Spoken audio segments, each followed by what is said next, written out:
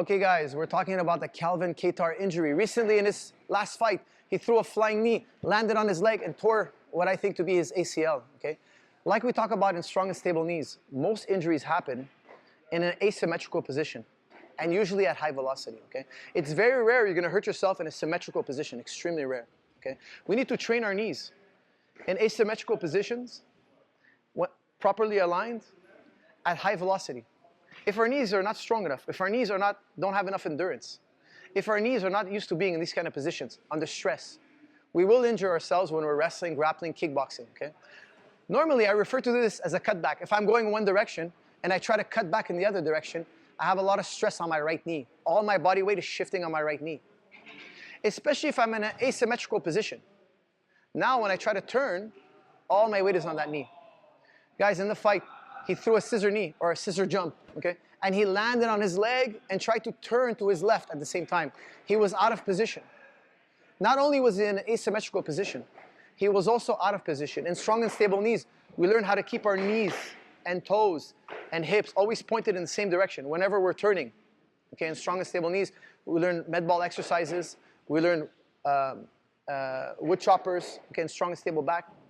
The reason why it's very important for an athlete to learn how to pivot. When you pivot, guys, you're always keeping your knees and toes aligned.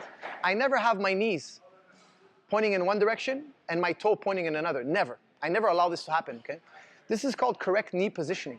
We're always learning how to position ourselves in a correct manner. We're building asymmetrical endurance. We're building asymmetrical power. We're understanding knee positioning, okay? When I saw the fight, I was octagon side. When he jumped, I thought he got hit by a punch. I had a really bad angle. On the review, I saw that Arnold Allen never made contact, okay? He just kind of brushed him aside. Calvin Kattar just kind of landed in a bad position, okay? He turned his upper body while his knee was pointing in a different direction. Guys, whenever we're twisting, we're learning twisting action. In strong and stable knees, I teach how to throw a med ball.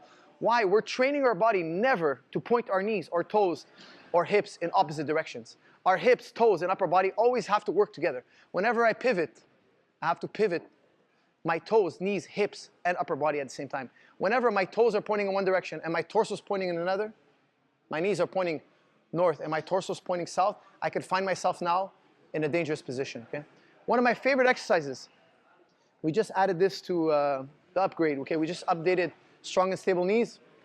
Strong and stable knees, a new exercise added in strong and stable knees is the band sprints, okay? When you're doing band sprints, guys, you're always keeping your feet under tension. I don't want to band sprint and have slack in the band, okay? So I have tension on the band, I start pumping my feet, and I go front and back, okay? First exercise is front and back. I'm gonna hit just 3 reps here, 2. I keep tension, I keep my feet pumping, my feet never stop pumping, that's 3. And now we're gonna go lateral. Watch here, this is very important here. I'm gonna go left and right here. I'm shuffling, 1, 2, 3. I'm coming here, I'm touching the line. Now when I go back, notice what happens to my right leg. I'm in a square symmetrical position for now, and look, all that weight is on my right leg. I'm developing the muscles in my leg to withstand that kind of pressure. The band is giving me more pressure than I would find in a fight. Okay? And now I shuffle back to the left. I'm training my right leg to explode and rebound against the band. Of course, I'm going to do the other side. And then after that, I will do back pedal. Okay? When I back pedal, I never stop shuffling my feet. My feet keep pumping.